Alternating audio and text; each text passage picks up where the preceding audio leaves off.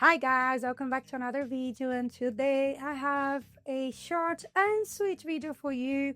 It's gonna be a review of a systemic pesticide that I used here maybe around 4 months ago. And I told you that when I knew a little bit more about, or when I saw the results, I would come back and let you know about some of my thoughts and also how it worked for my plants, what happened to my collection. And that's the intent of this video, is to update you about my thrips infestation, let you know what happened to the thrips that were living inside this living room, and on top of that, review the systemic pesticide. Just to let you know, I don't own anything, like nobody paid me for this review. Is just to maybe help you if you live in the UK or if you live in a region where you have access to it, or at least the chemical substance that it's inside this systemic pesticide, so you can search in your area and maybe it might help you with your infestation. But always do your research. These pesticides, although they can kill the pests, but they are also toxic, so it's always very important to take your precautions, to do your research, just saying. So I have this beautiful Phalaenopsis here with me, because when I had my infestation of thrips in the beginning of the year, and actually I think thrips came back to my collection. I have two Phalaenopsis here, and I think they both will serve the intention of this video. I hope you can see them as well. So this one is a yellow Phalaenopsis that I think I know the tag, or I know something that's similar. I cannot actually identify it, but I'll look for it. So anyway, I had this yellow Phalaenopsis that I bought in a supermarket here in the UK. And when I brought it in, I loved the flowers, like, oh, that's something very different. I don't have these yellow Phalaenopsis in my collection. And I noticed that the flowers, after I bought it inside, after it was with my plants, okay? So I noticed that it was grazing on the petals and sepals of my plant, and I noticed that it had thrips. So I was like, oh my gosh, so I brought thrips inside yet again. And thrips are this kind of pests, insects. They are very difficult to eradicate because they have basically different life cycles. So you can see the insect, the mature one, but you might not see the larvae, and they are living there, and they can munch from the roots to the leaves to the flowers. They will destroy most buds of your orchids. So it came back probably with this one. And this beauty here, it's one that's been with me for a while, but last year didn't bloom well, and I was so happy that this year it was pushing out spikes and was doing super well. However, I noticed the thrips infestation, and this one was pushing super tall flower spike, and bud after bud, they were all blasting, and that was due to thrips. And I noticed that even if it had flowers, and I think it opened maybe one flower, the flower was distorted, was full of grazings, so the thrips were basically actively attacking all the buds of this orchid. I made the conscious decision to cut the flower spikes and place it somewhere else, so I would get rid of the thrips that were living on that buds. But for my surprise, it decided to push two flower spikes yet again, and now in the middle of summer I am having beautiful flowers. So it surprised me, and I'm really happy with this plant. That's why I have it here with me for this video. And why I have it here as well? To show you that I don't have the same infestation. Even if there is any thrips living in here, I cannot see them. First of all, there are not like mature thrips living in my flowers or in my leaves.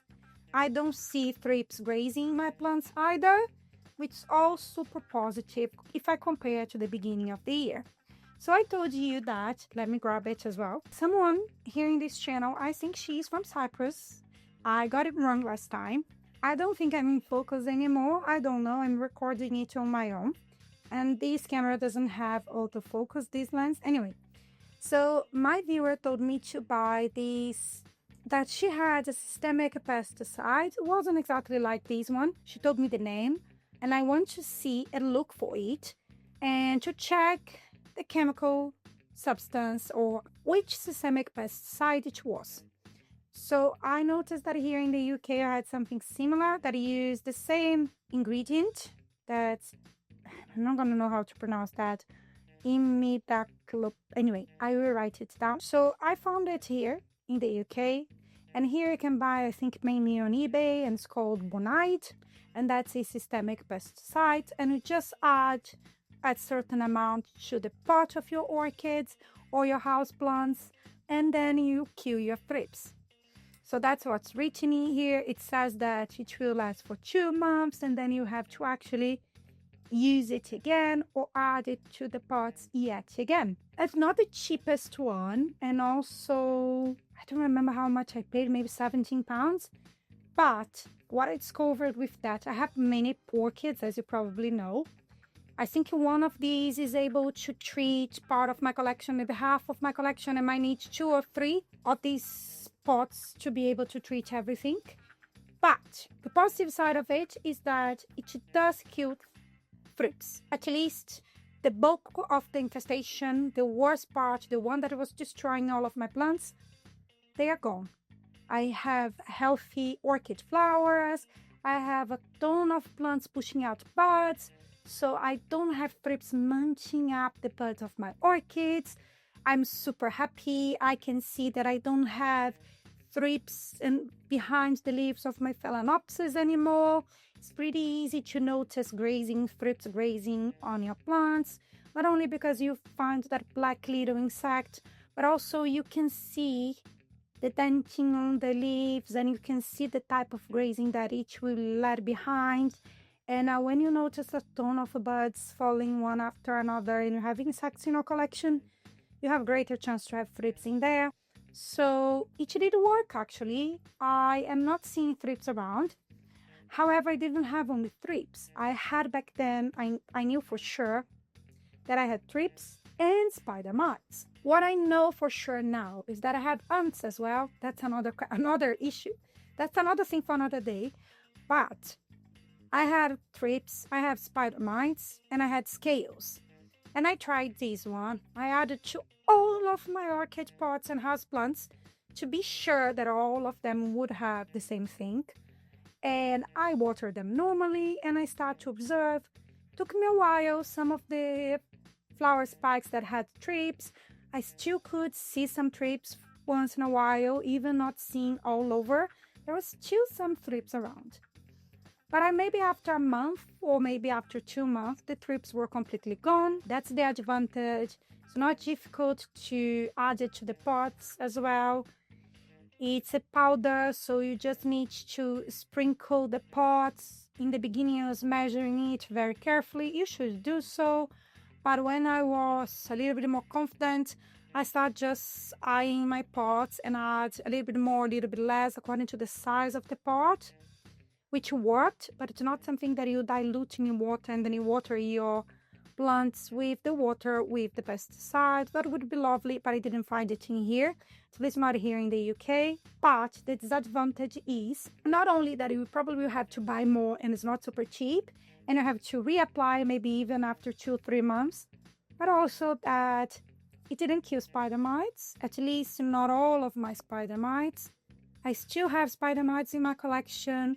I had to spray with neem oil my whole collection in my bedroom to get rid of part of the infestation of spider mites. Still have some here in the living room. I don't think it destroys my collection as fast as thrips does. But it's still annoying, it's too difficult to eradicate. I think oils might work a bit better, but then you have to spray everything and takes a long time to do so. Another thing is scales. Didn't kill my scales. So with scales, I still had to spray alcohol, use oils, and make sure that I keep an eye on the plants that had scales. So I still have one cattleya that has scales, even though I did add it to the pot. So it won't kill all of the pests, but it does work well with thrips. So if you have a situation of thrips, this one will do the trick. But if you have other pests, you might have to find other solutions alongside these systemic pesticides. So you're gonna have to use different methods to different pests, and you're gonna have to try it out on your collection, and maybe you'll be able to get rid of everything that's affecting it. But today, although I still have some pests in here, this one worked amazingly for the thrips, and I'm so happy because They stress me out so much. It's a long time for you looking after your plants, making sure they are healthy, offering them fertilizer, repotting them, and then they push a beautiful flower spike, and then all the buds blast. Or you have a cattleya that has a beautiful growth, but then the thrips will simply munch down all of the flowers to be that they will never come to fruition. So I lost many spikes. I haven't seen many plants in bloom because of thrips. So this one is definitely something to consider if you have a thrips infestation. It does work, but it's not like a miracle. It won't work for everything. And I hope this tip is useful. So that's what the video was about, was just to give you a bit of a update on my past treatments. I'm still using neem oil. I think neem oil works well for me. I sprayed a lot of orchids with it recently. I didn't lose any orchids because of neem oil. I didn't spray all of the ones here in my living room yet. But again, it's a lot of plants. I do that in the future. So there are different methods that we can use. It's just do your research, see what works for you. And I hope you don't have many pests, because they are very annoying when we have so many indoor plants. Let me know if you have any questions down below. Let me know which type of content you'd like to see here. And if you enjoy this type of content, please like button, leave a comment down below. And I hope to see you next time. Bye bye.